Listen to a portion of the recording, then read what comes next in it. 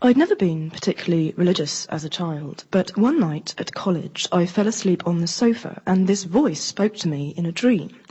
It was deep and powerful, and whilst I couldn't make out the words, I thought that it might be God. So next day I went to see the college chaplain, and he said, of course it was God, and if I didn't answer his call, something bad might happen to me. I said, how bad? And he said, well, he is God.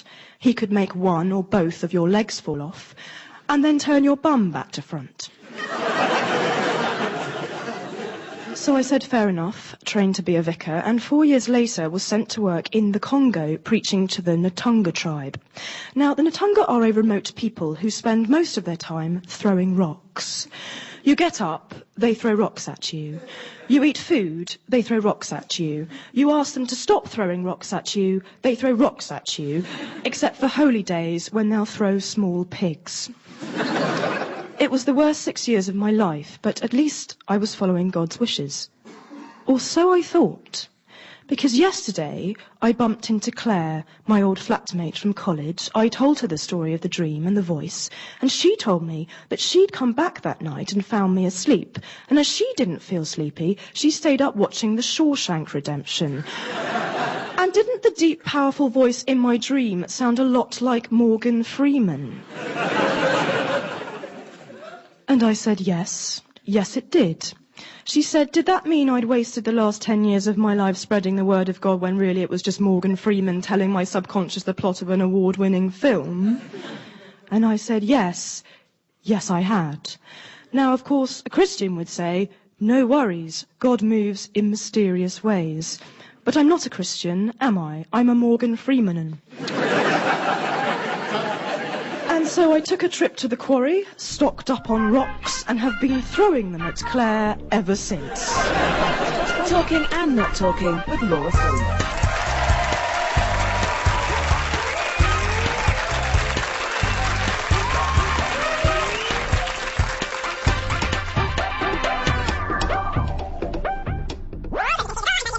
They do courses for everything in my local college. Me and my husband enrolled last week. I'm doing a part-time course in how to make my voice go up at the end of sentences, and he's training to be a lesbian. Our son Sebastian went to university remarkably early.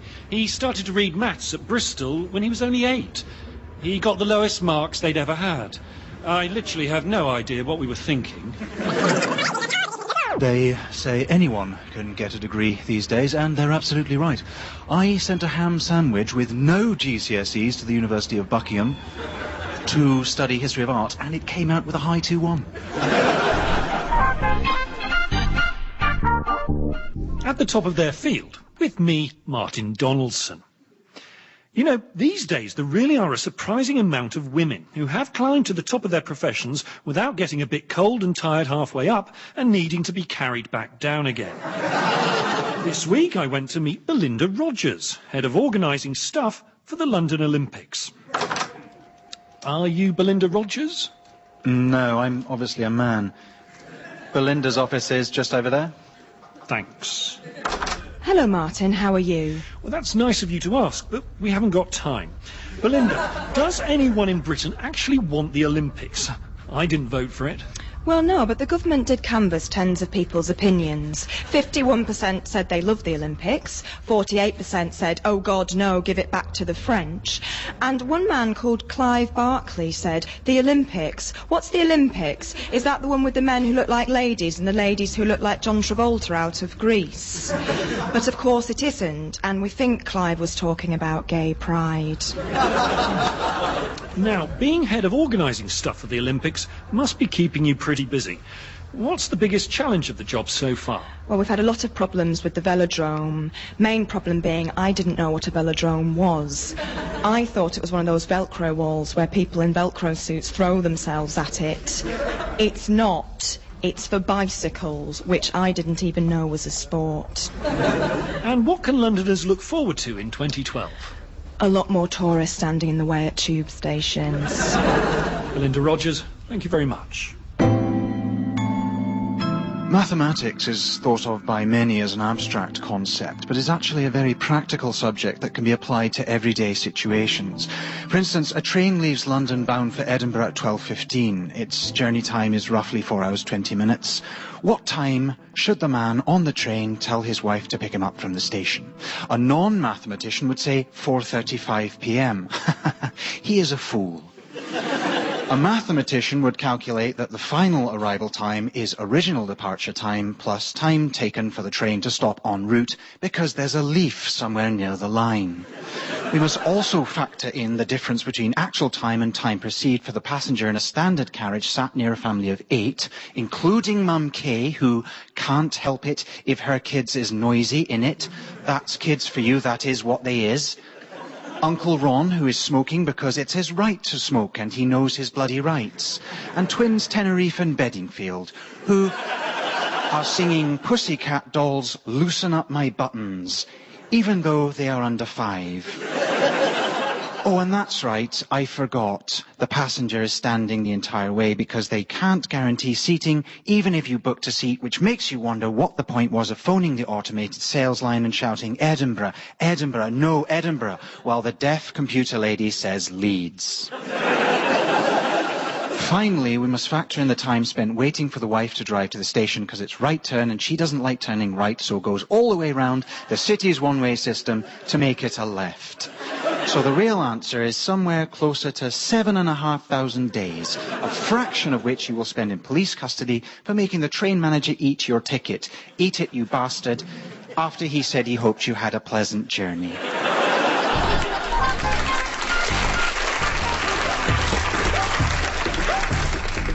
1001 uses for peas. Use 509. Fill your attic with peas. Apply to be on morning television show, Cash in the Attic, and make your episode one to forget. Last year, me and my friend Amy decided to join a book club because Amy said they were brilliant weekly sessions where like-minded individuals would sit in a room and drink wine, talk for a bit, drink more wine, and just when everybody was about to go home, they wouldn't because they'd stay to drink more wine.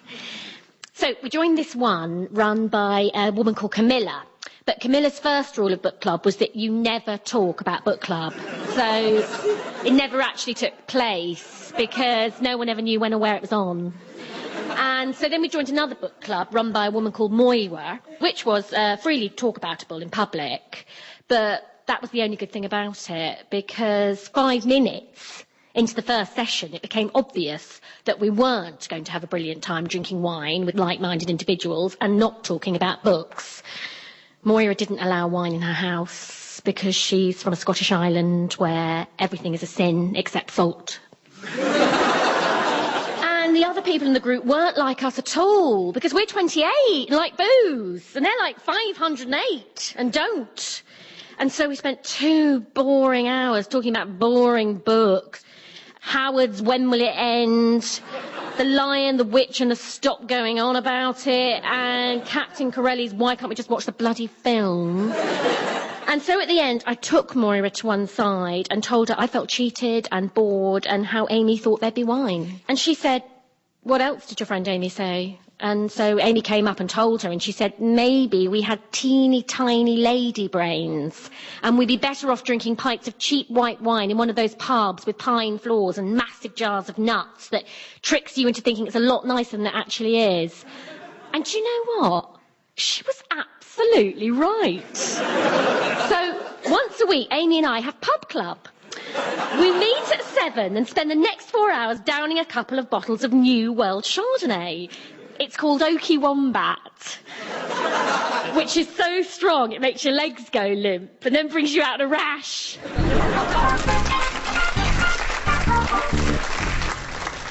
Now, Carol, since the divorce... I'm really fine and doing really, really, really well. OK. What's in the thermos? Wine. Right. Now, you haven't had much luck with the 5 businesses you've launched so far, but once again, you're getting yourself back on the horse. I can't ride horses, I'm allergic and my throat closes up. So same with bees. I can't ride bees either. You're lovely. Right, if we can just talk about your new business. You know how if you live on your own alone, and even though that's fine, you've got things to do, like eating breakfast and eating lunch and eating dinner. But in between those things, there's quite a lot of time to fill. So what's the solution? Get a job? You can't get a job. Just look at yourself. You're alone and stupid and drinking wine before noon. So instead you buy my book. 101 things to do when you're on your own in your house and you don't have a television anymore because you had to sell it. For instance, number 4, shut your eyes and pretend it's night time. Or number 51, take an old washing powder box, clean it out, and there you are. You've got a spare washing powder box. In case the new one breaks down. Is it available in all good bookshops? It's available in my bookshop. And where's your bookshop? Well, it's not built yet, but I met this really nice builder in the supermarket and he said he'd convert my garage into a Waterstones for 10 grand if I gave him the cash up front. And then he'd call me to arrange a time. Has he called? No. No.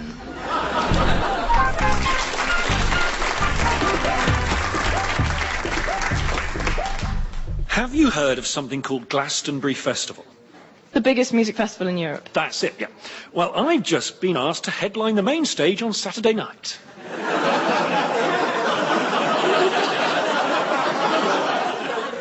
What? Yeah, well, my phone goes this morning. Hiya, this is Glastonbury Festival. How are you?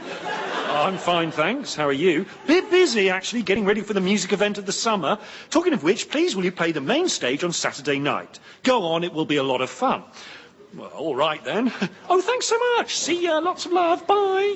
But you're not a famous musician or in a famous band. I know. I said that, but the man said they were going for a bit of a different feel this year. Bands, schmans. Musicians, smoozicians. And something else, schmumthing else. And what they thought would be great is that everyone could chillax to the sound of a chartered surveyor talking about the new home information packs. What was the man called? I told you, Glastonbury Festival. Look, I wrote it on my hand. Yeah, because Glastonbury Festival is an event, not an individual. So what are you saying? That Richard's playing another joke? Maybe. But, you know, if he isn't, and you are indeed Saturday's headliner at Glastonbury Festival, then bloody well done. Thanks. Good evening, Pippi Lips. Get over to me, who Vicky Lumps, the lady from the house. Now, when I woke this morning, I put on pants and welly shoes and skipped downstairs for conference with the China Lion. Now, China Lion is my old compatriot about whom there are 3 things that you must know. 1, he is a lion. 2, he's made from China. And 3, he plays mini-golf at weekends with a wooden camel called a thief. And we decided that today was a lovely funny day to write a lovely funny play. So we wandered to the atrium with crayons and a pad and set about creating a theatrical delight. It was to be a musicy, tragicy, comic-y, action, drama, puppet thriller about a man who eats crisps for lunch. I would do directing, the lighting and the songs, whereas China Lion was keen to play the part of crisps because at last year's summer drinks he did an impression of a hula hoop and it brought the house down. So we gather all the women in the drawing room at 4, and when everyone is sitting comfortably, I dim the lights and we begin. We do scene 1, scene 2, skip scene 3, 4, 5, they're boring. But just before I do the song about the ham and cheese baguette, I see that Cleaner is in the audience and she's munching on some juice. So I burst through the 4th wall, march up to where she sits and say, Cleaner, what the hell? The hero is about to be betrayed by his packed lunch and you are eating sweets. She says, no, madame, they're lozenges from the doctor for my cough. But, of course, all I hear is, ma. So I put some bolies on a tissue and shove them in her face. So the women shut the play down and made me do some chores, washy, platey, hoovy rug. But after that, they let me go outside. I get my bike, ride around. Good times. I love it. Can I just read you the letter I'm going to send to that old couple who keep parking their car in front of our driveway? Well, slightly in front. Just listen. Okay. Dear Mr. and Mrs. Number 37, please stop parking your car in front of our drive. I am not a psycho, but if I have to reverse in a bend one more time, you will pay. And not in the conventional way, by cash or debit card.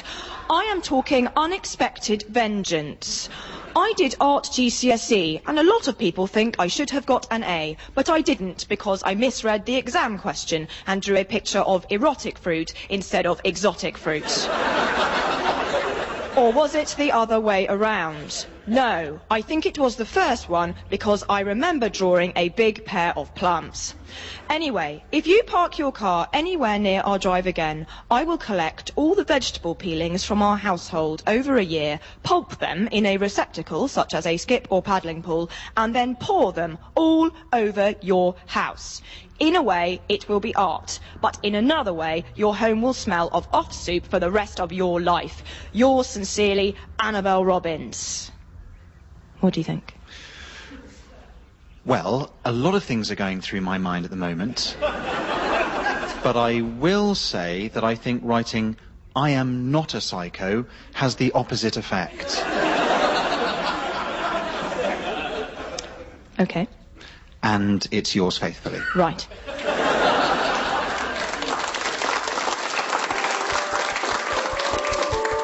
The 1 Minute Mysteries. Everybody who hates men say yeah. Yeah, shouted Yvette. She had booked herself onto a feminist seminar in the Lake District. It was quite fun, although she had to share a wigwam with 5 other women and had woken to find one of them sleep pumping her leg. Okay, now, everybody down to the woods for the Sisterhood Circle. And off they ran, singing the team song as they went.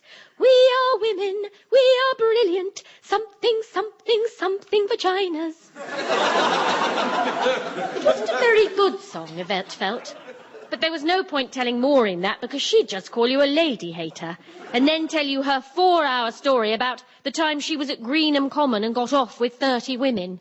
Sisters, continued Maureen, we are one woman. Let us burn the symbol of patriarchal oppression, by which I mean bras. One by one, they lit their underwear. And then something very mysterious happened. Yvette saw that a lot of the women had started wailing and dancing around, as if possessed by some sort of spirit. What evil forces could have been summoned in this wood, and what on earth was going on? But then a sensible young lady spoke up from the back. Hey guys, I think you're supposed to take your bras off before you burn them. And for the next 6 weeks, a lot of women had to sleep on their backs.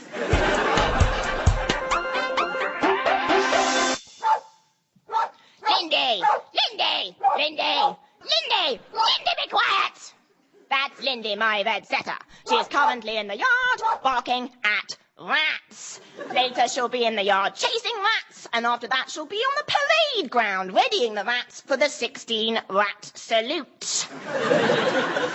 Welcome to Chingley Hall, number 209 in the list of Britain's best loved historic homes, but number 1 in the list of places covered in rats. But it was not always so. Until 1921, my family lived here rodent-free in what is now known as the pre-Rattelite era. But then my father took over the house, and he had a dream. And the dream was to convert Chingley Hall into the first ever rat-themed amusement park. Or as he called it, World of Rat.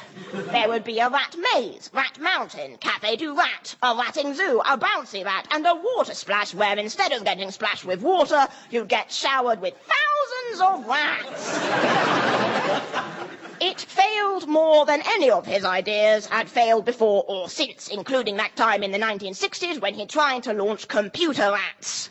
And people ask me why. Why was my father so obsessed with rats? And to find the answer, you just have to read the inscription on our family crest. In ratus fidemus. In rats we trust. A bloody stupid motto, seeing as you can only trust a rat as far as you can throw it. We've thrown a lot, and it's never more than 14 yards. I will always remember my summer holidays as a child. While my friends went away to France or Spain or the Caribbean, my father always took us to a campsite on the west coast of England. He was a geologist, and so he thought it was silly to go abroad when there are such treasures on our own fair shores.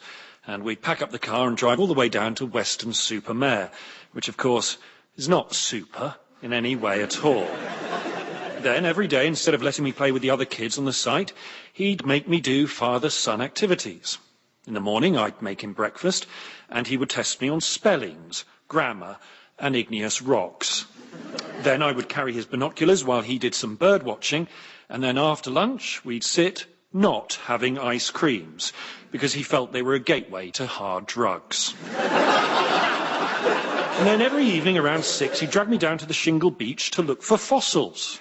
"Have you found any fossils?" he would shout. "No," I would reply, because there never were any fossils. Just rocks, broken glass, and assorted sea debris. Then one night when I was 14, we were rummaging in the shingle when suddenly something caught my eye. Dad, I found a fossil!" He came rushing towards me. "Where? Quick, show me!" His voice shook with excitement. I paused, raised my hand and pointed directly into his face, shouting, You're a fossil, you boring old tit of a man! Now rod off! I am going to eat hundreds of ice creams and then go down to the docks and buy smack of someone with a missing limb. And the next year we went on a package holiday to Benidorm, which was pretty awful as well.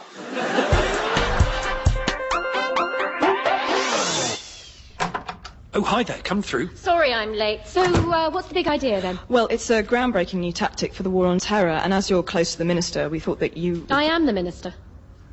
What? Well, who's that bloke who's always in your car? He's my driver. No way! Gosh. Well done, you! Yes, well done you. Bravo. Can we please get on? Sure. Well, basically, I can't believe you're a minister. Girl power. Basically, we've been thinking out of the tank, so to speak, and we think the best way to stop the terrorists is DCF. Distract, confuse, and frustrate. So what we propose is an immediate deployment of mobile phone salesmen to global trouble spots. Minister, this is Darius G. All right.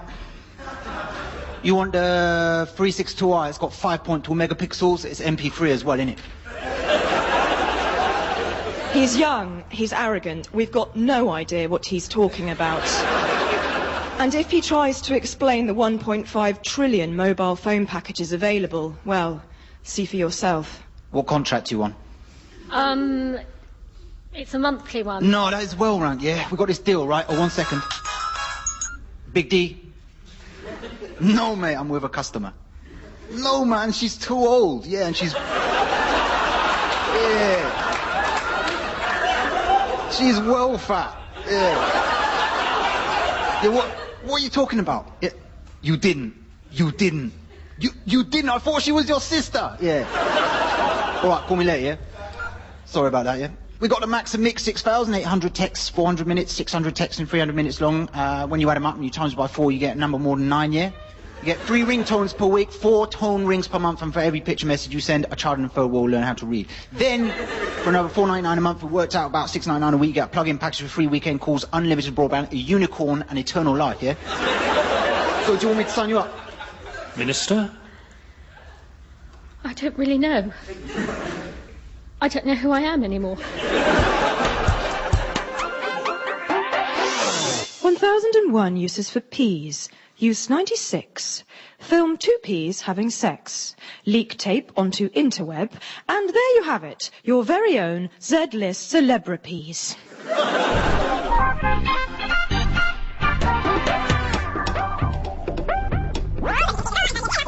I tried to learn sign language last year, but I have really big hands. Seriously, they're massive.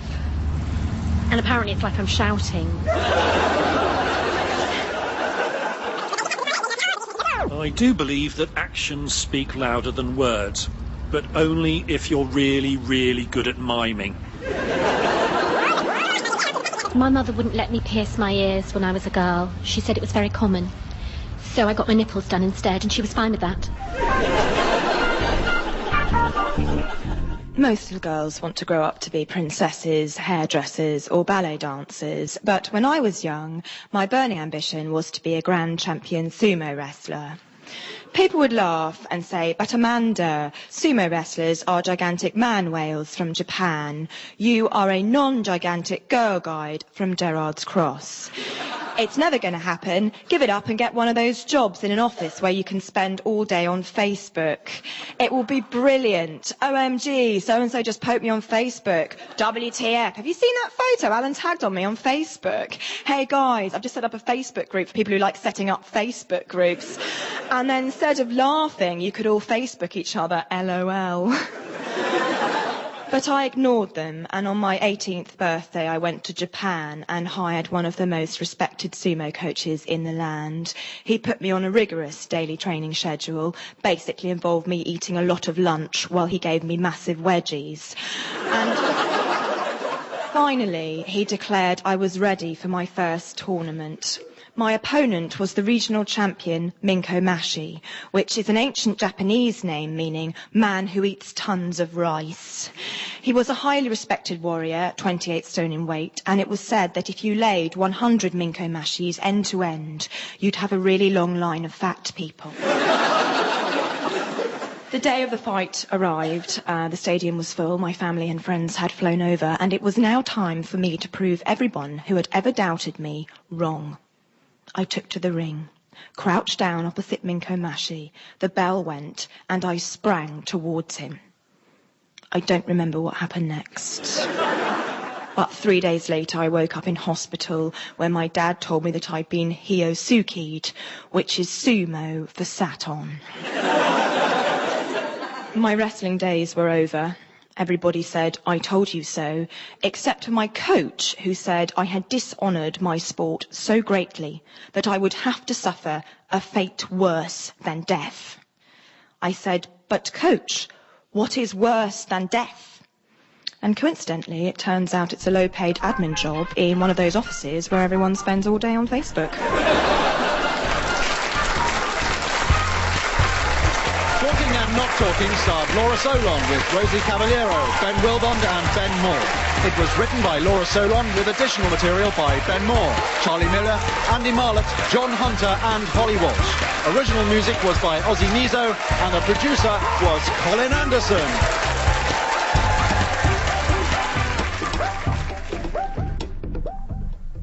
When I was a little girl, I wanted to be a famous scientist, but my parents said, no, you're a girl, you don't like science, you prefer things like kittens and tiny socks. And if you were ever allowed near science, you'd probably break it by talking it to death or having a baby on it. But I ignored them, studied 3 sciences at A-level, and then took a job as an assistant in a research lab. And you know what? They were absolutely right. I was rubbish, and a lot of monkeys died. Talking and Not Talking with Laura Solon.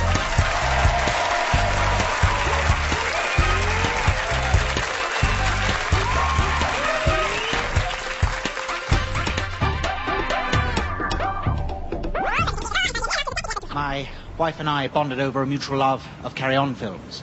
I'd pump her full of innuendo, and she'd give me what for. I wouldn't say that my wife wears the trousers in our relationship. They might be shorts or knickerbockers. They might even be pantaloons. But they're not trousers.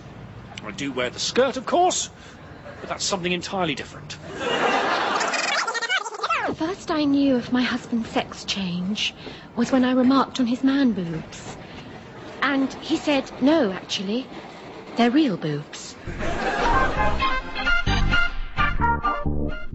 At the top of their field, with me, Martin Donaldson. There was a time not so long ago when the only senior positions a woman could hold were head of cooking dinner or brigadier of talking all the bloody way through a film. Not so now, and to prove it, this is Chief Veterinary Officer Janet Walker. Janet, what does the title of Chief Vet actually mean? Well, Martin, it's basically a title I inherited from my father, which makes me head of the Commonwealth and defender of the faith. I get 2 birthdays, as many dogs as I can eat, and once a year I address the nation with my famous Christmas Day speech. No, that's the Queen. No, that's my laptop. If it was the Queen, it'd be wearing gloves. No, I didn't. Never mind. Now, what's the worst thing about the job?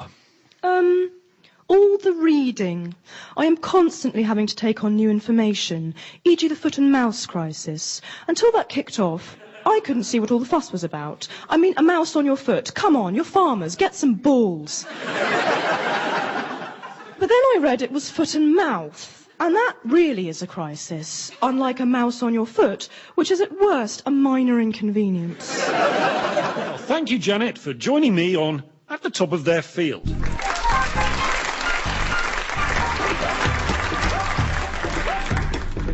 I'd always liked numbers. At school, maths was my favourite subject.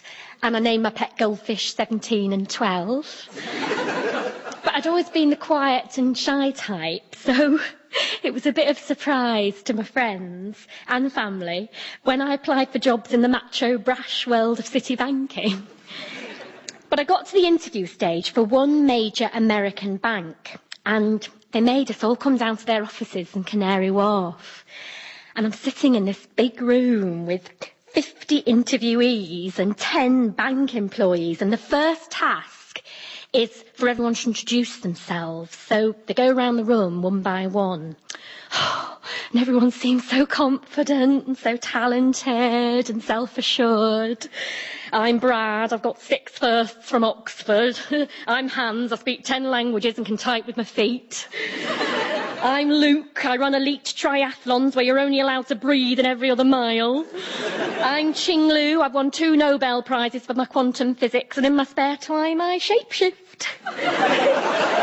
And I'm thinking my 2-1 in management studies and brownie badge for rounders isn't going to cut the mustard. I've got to sell myself or I'm on my way home. I clench my fists, I pump myself up, and when it comes to me, I stand on the chair and say, my name's Harriet. I'm a business lion, and I'm going to hunt down clients and eat their guts. And then I'm going to lie in the sand, and a male lion is going to come and have sex with me. And then I put my hands up like paws and said,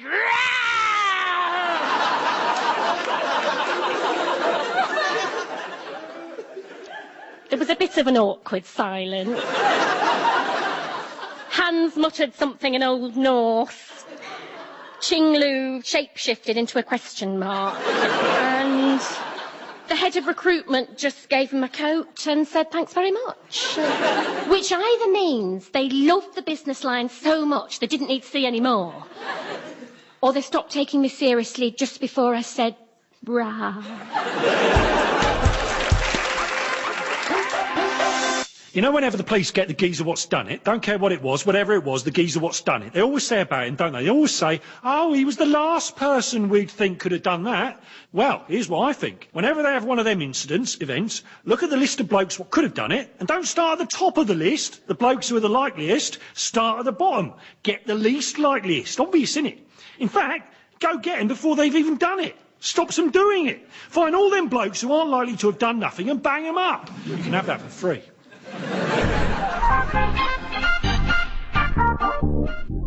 1001 uses for peas, use 402. If you want to make a full roast chicken dinner without using any chicken, all you need is a bowl of peas and a lot of imagination. If you don't have imagination, use wine. Now today when I woke up there was a songbird on my windowsill, and it was lovely, nice and sweet. And he hopped along, he sang a song, and so I got out my digi-camera photo box and smacked him in the beak. And after that I put on pants and belly boots and ran down to the drawing room for talks with China Lime. Now China Lion is my old compatriot, whom I fashioned in an art class in Old Hamburg School. The teacher said, surely a lion should be yellow. I said, shut up, I will paint him brown. Now, the China Lion sits on the mantelpiece so he can see the window, so he can see the door, and so if he wants to, he can nuzzle with a little plastic cat. And after some idle chit-chat on the rather inclement weather, China Lion announces that he would very much like to participate in some high street karaoke. So, we put on glad rags, makeup, glitter to disguise ourselves as slags. Good times, we love it. Then we wandered to the town centre, find a bar that is also a rock cafe, and set about selecting our favourite singing songs. China Lion wants I Touch Myself, and I am torn between Living on a Prayer and the one about possessing a brand new item of combine harvesting machinery. But just as we start to do the singing, a barmaid comes over and said, excuse me, madame, this is lunchtime, and can you keep it down, please? The other customers have complained. And I said, please, this is not the karaoke way. I have the microphone, I have the power, and you will wait your turn. And she says, that is not a microphone, no, is it? That is a hairbrush. And I say, you're a hairbrush, and then I slam her in the spam.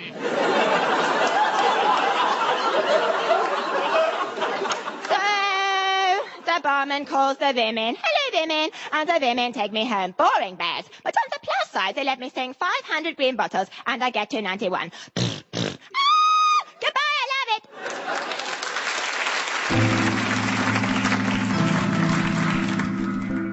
When I was a little girl, I loved everything about horses. Their manes, their ears, their withers, their tails, and their hooves, which is a horsologist term meaning feet. It was my dream to be an Olympic show jumper, and so my parents sold their house to pay for a purebred stallion whom I named Timothy. He was amazing. We had this special connection like identical twins who actually look nothing like each other because one is covered in fur. So, a few years later, the day of the Olympic trials arrived. I got up at 5 a.m, I brushed my hair and made it shiny, whilst my parents loaded Timothy plus equipment onto the lorry and off we drove. I'd never been so excited. But when we got there and I opened the back door of the lorry, it wasn't Timothy staring back at me, but Bumble, our family's Irish wolfhound. I was furious. Mum, Dad, what have you done? What? My dad said. It was dark when we went to the stable, but we put a bridle on something with 4 legs and it said woof. Typical. My parents had never been hot on animal noises. We did a quiz once where the question was which animals can roar. They blocked all my suggestions and wrote down geese, pig, shark. Sorry, they said. We can go back. But it was too late. We couldn't. I was on in 10 minutes. What could I do? Well, there was only one thing I could do. I went round on Bumble. We finished last with 2,426 faults. We got 500 for biting Princess Anne. And then 1,200 for not biting Princess Michael of Kent. The 1 Minute Mysteries. Detective Inspector Adams woke up at 7 a.m. It was Tuesday. It was always Tuesday, except when it was Wednesday, Thursday, Friday, Saturday, Sunday or Monday. A long way of saying the other days of the week, which, given the time limit attached to this genre, would have been the better option. Detective Adams dragged his booze-tired body out of bed and made his way to the bathroom. Suddenly he noticed a pair of size 10 brogues by the armoire. How mysterious, he said. Normally I call it a wardrobe. And secondly, I take a size 8. Someone's been in my house and I have no idea who. But just as suddenly, a cheeky male voice piped up from the wet room. Thanks for the sex, mate. I don't usually go for coppers, but your dance moves were arresting. Then Adams remembered, of course. Last night I got pissed up and realized I was secretly gay. I went to a club called No Girls Please and brought a waiter back home for man love. The mystery was a mystery no more. The end.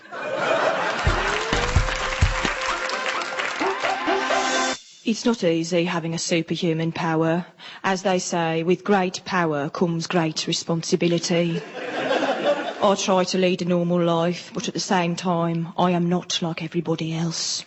Take this morning at work. Right, guys, Mr. Richards says he likes the proposal, but he feels we could do a bit more to make the point about future sales growth stand out. Here we go again. This sounds like a job for four-colour biro, woman. Oh, God, no, Joan. Joan, please. No, it's not. Hang on, I think it's in my bag. No, that's a normal biro. Who put crisps in here? Rachel, did you put crisps in my bag? No. Got it. Red, blue, green, black, my friend. Which colour do you need? Well, could you underline this bit in red? Yes. Oh, it's run out. Can we use green? Green's not going to stand out. Ha, ha, ha, ha. Thank you. But I'm not amazing. I'm just really, really great. And once again, four-colour biro woman saved the day. Without her, they would have had to buy a biro, or highlighters, or reformat the paragraph in bold, or just put it in a bigger font. Or just put it in a bigger font, but thanks to four-colour biro woman, they didn't have to. And where there are ordinary people in trouble, extraordinary people will come to their call. Oh, the printer's jammed. This sounds like a job for Naked Man. No!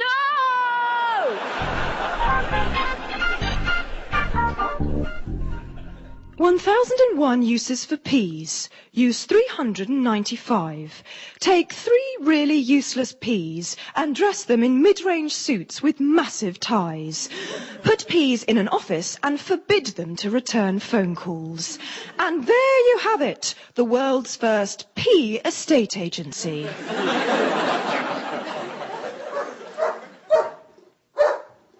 Lindy! Lindy! Lindy! Lindy! Lindy, be quiet! Welcome to Jingley Hall. I live here with my sister Phyllis, who has no fur, and my dog Lindy, who has tons. Lindy's currently in the yard barking at rats. Later she'll be in the yard chasing rats, and after that she'll be herding the oldest rats into a bath and pushing them down a hill, a game which she likes to call Last of the Summer Rat. And we have had rats at Chingley Hall since my father took over the house in 1921. A keen philanthropist, he decided to raise money for the starving children of Africa by staging the world's largest open-air rat concert, or as he called it, Live Rat. For my father said, there is nothing better than to sit outside when the sun is shining and the rats are singing, and we said, are you absolutely sure you're not confusing them with birds? No, no, no, no, no, no, no. Cue 8.5 hours of non-stop rat, which, as everyone wrote on the feedback slips, was at least 8.5 hours too long.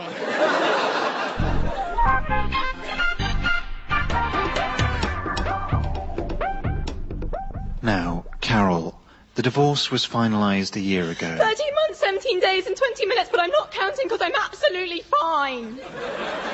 Okay, and you're launching a new product. Could you tell us what it is you're promoting this time? Yes, I am promoting cushion covers.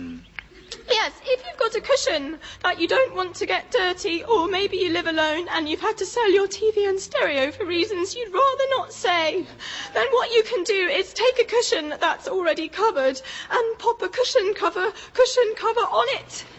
And here's where it gets interesting. You can either leave it there, or if you still have a few hours to kill before it gets late enough to go to bed. You can't go to bed at 7, Carol. I know you don't. Stop shouting at yourself, Carol. You're fine.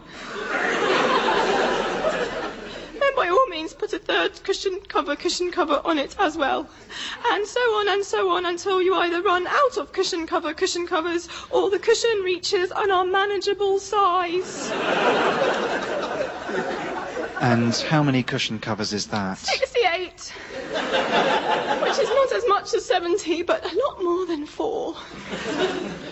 And how much does the cushion cover cost? Well, I have to cover the setup costs, and buying factories in China is an expensive business, especially if you don't speak Chinese and thought the symbol that looked like a house meant total price, whereas it actually meant monthly payments. How much, Carol? The current recommended retail price is £8 and 3,000 more pounds. 3,008 pounds. Yes, but I'd sell one to you for a flat £3,000. Please, Mr. Ming Fu's going to take the house. No. Generally speaking, the city is a very sexist place to work. But in my office, I'm the only woman and the boss. And I can honestly say there is no sexism or sexual harassment at all. Absolutely none, whatsoever, in any shape or form. For instance, I can wear a short skirt to work, no problems. I can leave a couple of buttons on my shirt undone, no one bats an eyelid. I can be tactile with my male colleagues and nobody reads the wrong signals. I can walk into the middle of the sodding office in my school PE kit, which just about fits if I do shallow breathing. Suck a banana before humping a chair, singing "I'm a genie in a bottle, will you rub me the right way, brackets later in my flat, which has a jacuzzi, PS I am nearly 40, which means I have to get all my naughty sex in before it's too late, so you will learn things." And they look straight through me.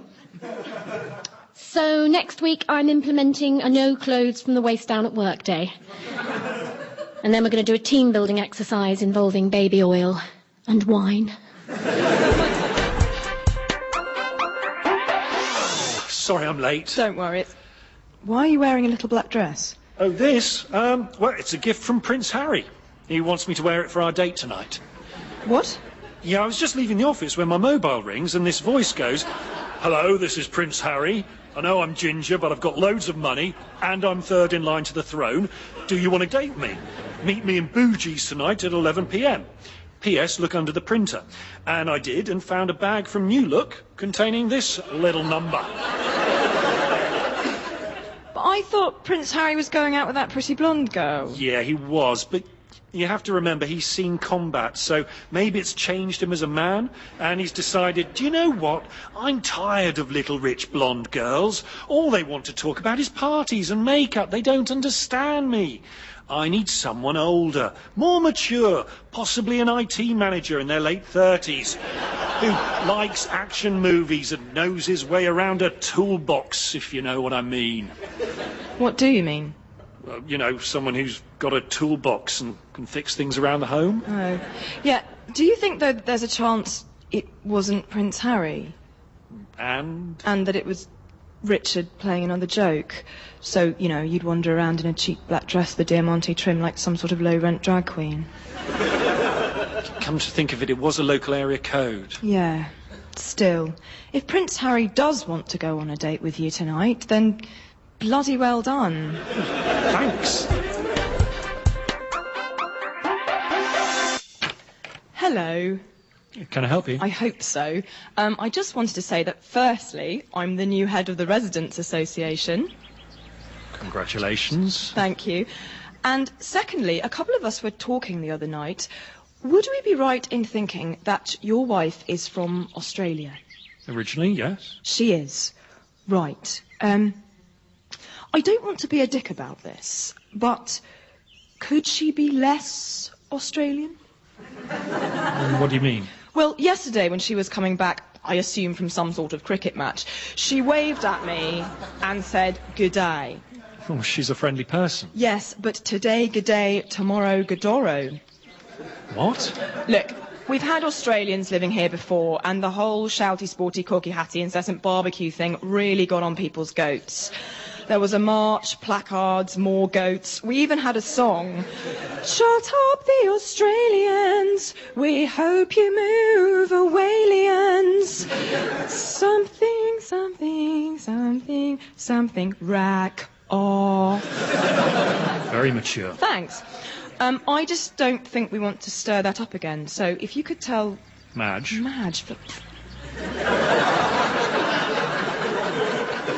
If you could tell Madge to dial it down, then that would be great. And what happens if I don't?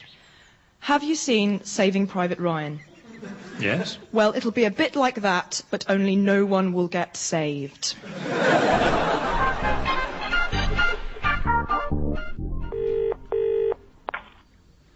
Hello, Scotland Yard. Hello? This is Carol. I have a hostage and... Oh, no, wait, hang on.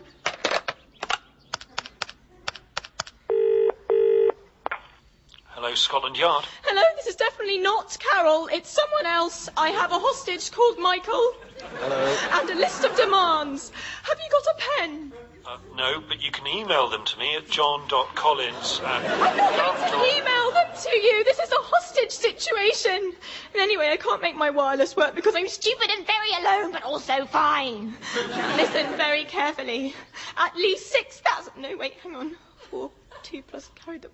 7,000 people have to buy Carol's cushion covers by next Tuesday, or else. What's a cushion cover? It's a handy and practical gift solution that does exactly what it says on the tin. Only it doesn't come in a tin, it comes in a perspex sleeve. See-through plastic packaging fun at just £3,000. £3,000. Carol has to cover her costs. So 7,000 by Tuesday, or Michael gets a Chinese burn. That's all, goodbye. See? Now we just have to sit here and wait for the sales line to ring. Did you give him the sales number? Oh, no. No.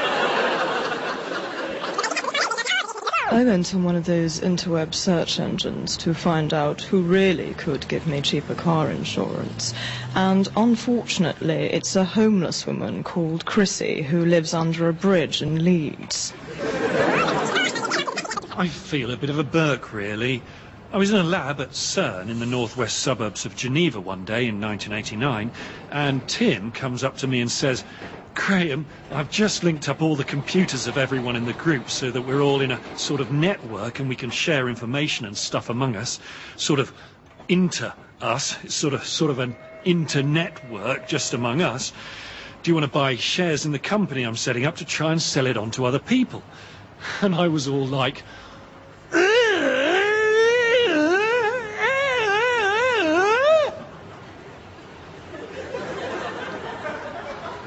which I kind of regret now. What do I most wish about the internet? That email attachments could be solid things, like a smoked mackerel, for instance. If I've cooked, for instance, 3 smoked mackerel at my mum's house, but I only want to eat 2, for instance, it would be great if I could attach the 3rd smoked mackerel to an email and send it to myself, so I can have it at home later.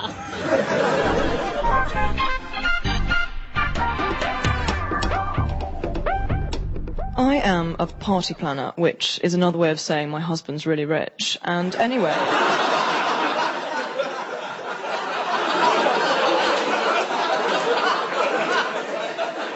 Last year, I get this call from a man saying, "Hello, my name's Sebastian Coe.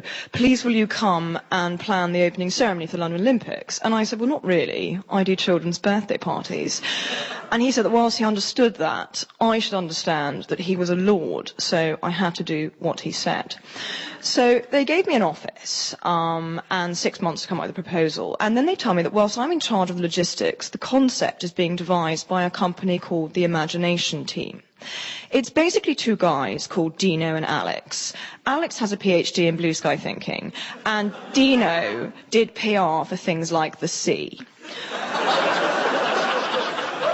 Our buzzwords are multicultural, London, accessible, community and hair, which isn't strictly to do with the Olympics, but is on the list because Sebastian Coe has quite a full head of hair for a man his age, and he wants everyone to know about it. Anyway, I get on with the practical side, the seating plan, the transport, etc. But every time I ring Alex and Dino and ask about the theme, they just say, "Stop stressing. You know, we've been on MySpace and Facebook and Bebo and stuff, and we've got some really cool ideas, some really cool music, and it's going to be really cool." 6 months later, the big pitch meeting arrives. There's officials, dignitaries, members of parliament, and Sebastian Coe, who calls for hush. Alex stands and says, "Ladies and gentlemen, picture the scene. It's the opening ceremony. The crowd have packed the stadium. Millions of televisions make up the global audience. The lights go down and..." Cue the Muslims. What? Says Sebastian Coe. Well, says Dino, Muslims are multicultural, so we thought they could dance around waving flags and stuff, and then they could join up into this big Muslim caterpillar and go through a hoop. Silence for quite a long time. I feel a bit sick. Sebastian Coe opens his mouth, and I fully expect him to say something shouty, but instead he says, "Could they have drums?" And Alex goes, "Yeah, definitely, drums would be Brillo." And they all start to pat each other on the back when I say, "Guys, seriously, drums wouldn't be Brillo. None of this would be Brillo. This is the least Brillo thing I've ever heard, including things played on panpipes." And they go, "Fine, what's your idea?" And I go, "Well, I don't know. Maybe we could get Tom Jones to sing or something?" And they say, "Get Tom Jones to sing or something." And it sounds really crap, so I say, fine, let's go with the Muslims. Talking